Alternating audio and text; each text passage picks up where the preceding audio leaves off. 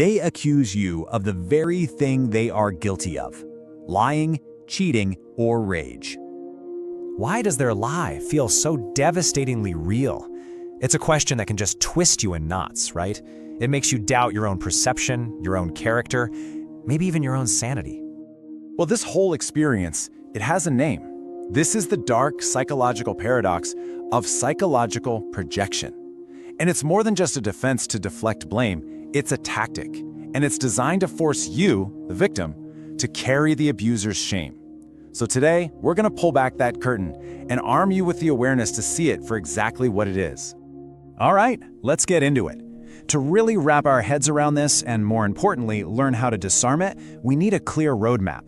We're going to start with the paradox of accusation itself, that dizzying feeling of confusion. Then, we'll define the weapon, projection, as a manipulator's go-to tactic.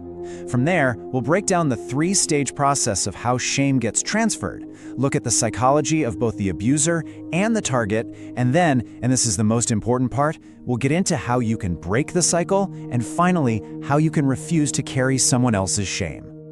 So, let's start with section 1, the paradox of accusation.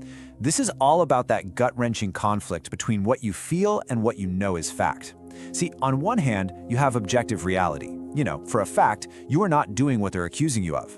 But on the other hand, the accusation comes at you with such intense conviction, such raw emotional force, that it just creates this profound cloud of confusion and self-doubt. It feels more real than the truth. And that jarring conflict, well, that's the manipulator's opening move. And to understand that paradox, we have to move into section 2 and really define the weapon that's at the heart of it. We need to put a clinical name on what's happening.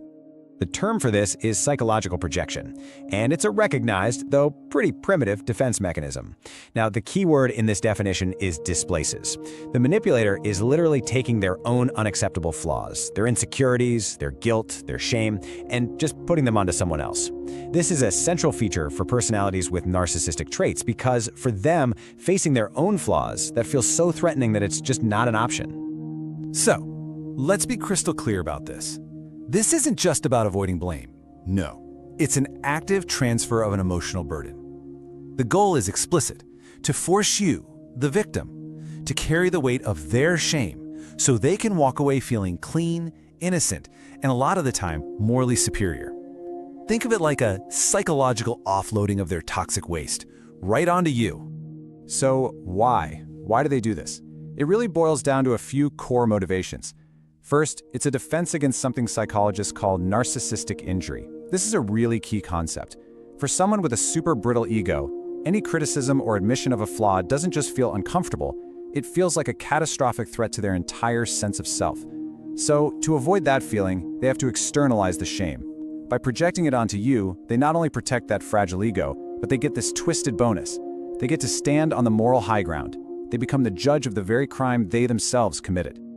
Now this right here, this is probably the single most powerful insight you can have when you're on the receiving end of this. The accusation is a confession. It is an unwitting self-report. When they're screaming, "You're so dishonest," or "You're always so angry," what they're really telling you, without even realizing it, is, "I feel dishonest right now," or "I am filled with rage." This one shift in perspective changes absolutely everything. You stop seeing it as an attack on you, and you start seeing it as unfiltered data about them. Okay, so let's move to section 3 and see how this whole thing builds. We're going to break down the 3-stage shame transfer.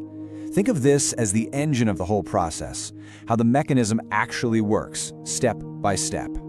It all starts with stage 1, the internal threat, or the trigger.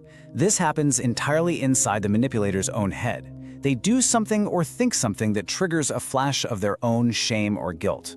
Maybe the thought, "I am dishonest," just pops into their head. To their brittle ego, this feeling is completely intolerable. It's a psychological emergency, and it has to be dealt with immediately. That internal alarm instantly triggers stage 2, the external transfer. It's like a defensive reflex. That toxic feeling of shame gets launched outward like a projectile.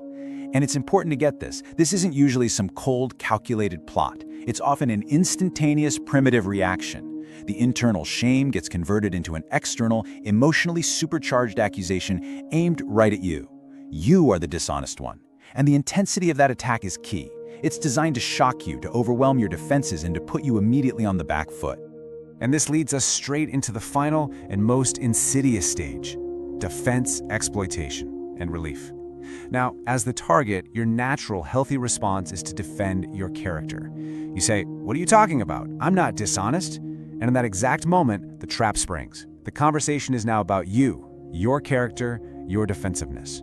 Their original flaw, completely forgotten. The emotional energy you spend defending yourself becomes what's known as narcissistic supply. It feeds their ego, it validates their sense of control, and they feel this profound sense of relief because the shame has been successfully transferred. So when you put it all together, you see this terrifyingly efficient cycle. Step 1, the internal threat. I feel bad about myself. Step 2, the external transfer. You are the reason I feel bad.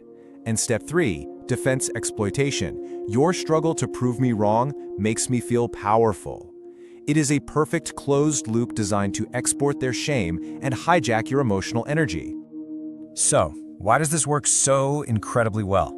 Let's dive into section 4 to really understand the psychology that makes this loop so potent. Let's look at the abuser versus the target and the dynamic between them. This dynamic works because it's collision of two really powerful psychological forces. On one side, you've got the manipulator's motivation. They are driven by a desperate need for ego protection. They have to shield their fragile self-image at all costs. They crave impunity, this freedom from any accountability for what they've done. Their shame has to go somewhere. Now, on the other side, you have the target's vulnerability. Most of us have this deep, healthy drive for what's called self-verification. It's a fundamental need for our reality and our character to be seen correctly. So when someone attacks that with a blatant lie, it creates this intense cognitive dissonance. That is that awful, jarring mental static you feel when two conflicting ideas are in your mind at once. I know I'm an honest person versus this person is intensely accusing me of being a liar. And to resolve that static, our brain's natural impulse is to defend reality, not realizing that defending is the very thing that springs the trap. But here's the good news. Once you understand the trap, you can refuse to step in it. So let's move to section 5 and shift from analysis to action. How to break the cycle. This is the million-dollar question, isn't it? Understanding the mechanism is one thing, but disarming it, that's another. So how do you actually break free from this exhausting and damaging dynamic? The answer lies in two powerful steps toward what you could call radical detachment. The first one is a mental shift. You have to learn to identify the accusation as the self-report we just talked about. The second is a behavioral shift. You have to learn to engage in what's called strategic non-engagement. Let's break down what that actually looks like.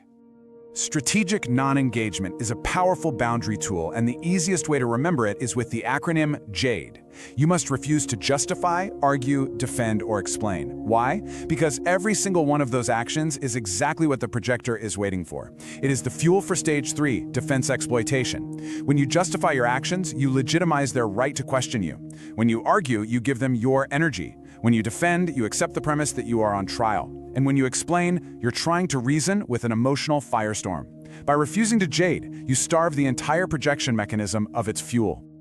So what do you say instead of jading?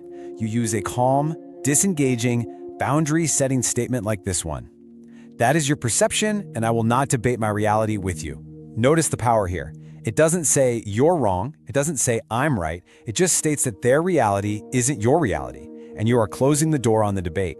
It's not aggressive, it's assertive. It ends the game.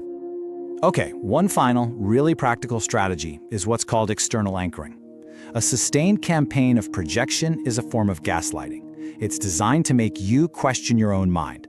The antidote is to create an objective anchor outside of your own memory. Keep a simple, factual journal, date, time, the exact accusation. This isn't for them, it's for you. When you feel that confusion creeping in or you start to doubt yourself, you can look at the documented pattern and anchor yourself back in reality. And all of this leads us to our final and most important section, number 6, refusing to carry shame. This is the core, empowering takeaway from everything we've talked about today. The single biggest lesson to internalize is this: that intense, confusing, painful, false accusation is never, ever about your flaw. It is the abuser's shame, hot, toxic, and looking for a place to land. And the most empowering realization is that you can refuse to be that place. So let's just recap what we've learned. Psychological projection is the mechanism that explains why they accuse you of the very things they are doing. It's not a logical argument, it's an emotional offloading system. And the pattern is consistent. Their internal shame triggers an external transfer, the accusation. This is designed to force you into defense exploitation, where your emotional energy becomes their fuel and their relief.